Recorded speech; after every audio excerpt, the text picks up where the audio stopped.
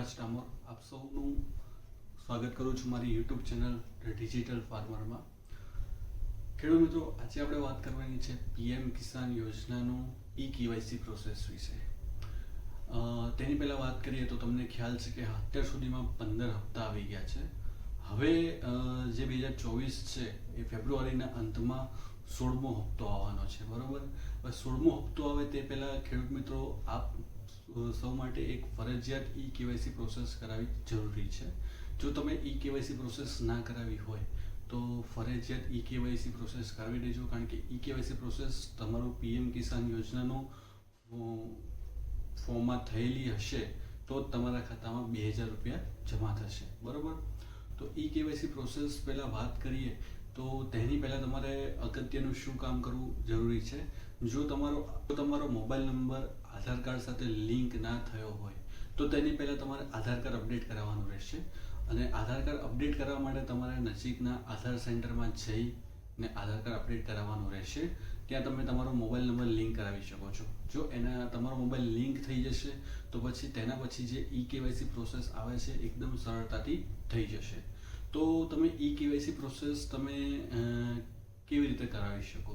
તમે KYC process તમે 3 પ્રકારથી કરાવી શકો. તમે OTP બેઝડ KYC કરાવી શકો છો, બાયોમેટ્રિક KYC કરાવી શકો છો, અને ત્રીજું આવે છે ફેસ ઓથેન્ટિકેશન દ્વારા KYC પ્રોસેસ કરાવી શકો છો. જો OTP બેઝ તમારે KYC કરવું છે તો તમે નજીકના કોમન સર્વિસ સેન્ટર અથવા ઘરે બેઠા પણ તમે KYC કરાવી શકો છો. શું કહેવાય, બાયોમેટ્રિક માટે પણ તમારે કોમન સર્વિસ સેન્ટરમાં જવાનું રહેશે. અને ત્રીજી વસ્તુ છે ફેસ ઓથેન્ટિકેશન માટે, તો એ તમે ઘરે બેઠા મોબાઈલ એપ્લિકેશન ડાઉનલોડ કરીને પણ કરી શકો છો. તો આજે આપણે વાત કરવાની છે તમારે ઘરે બેઠા KYC પ્રોસેસ કેવી રીતે કરવી તેના માટે. જો તમારે ઘરે બેઠા KYC પ્રોસેસ કરવી હોય તો તમારે એન્ડ્રોઈડ મોબાઈલમાં ગૂગલ ક્રોમમાં જવાનું છે. ત્યાં PM કિસાન લખવાનું છે. PM કિસાન લખશો એટલે પહેલી જ વેબસાઇટ આવી જશે. તેને ક્લિક કરી ત્યાં KYC પર જવાનું છે. KYC પર જશો તો ત્યાં તમારો આધાર કાર્ડ નંબર માગશે. જો તમારો આધાર કાર્ડ નંબરમાં તમારો મોબાઈલ નંબર લિંક હશે તો તમારું સરળતાથી KYC પ્રોસેસ થઈ જશે. તો આધાર કાર્ડ નંબર તમે ટાઈપ કરવાનો છે, ત્યાં સર્ચ કરવાનું છે. સર્ચ કરશો એટલે તમારો આધાર કાર્ડનો જે રજિસ્ટર્ડ નંબર હશે એ માગશે. એટલે રજિસ્ટર્ડ નંબર તમારે ત્યાં ટાઈપ કરવાનું છે અને ગેટ OTP કરવાનું છે. એટલે ગેટ OTP કરશો એટલે તમારો ત્યાં તમારા રજિસ્ટર્ડ મોબાઈલમાં OTP આવશે. OTP તમારે ત્યાં ટાઈપ કરવાનો છે.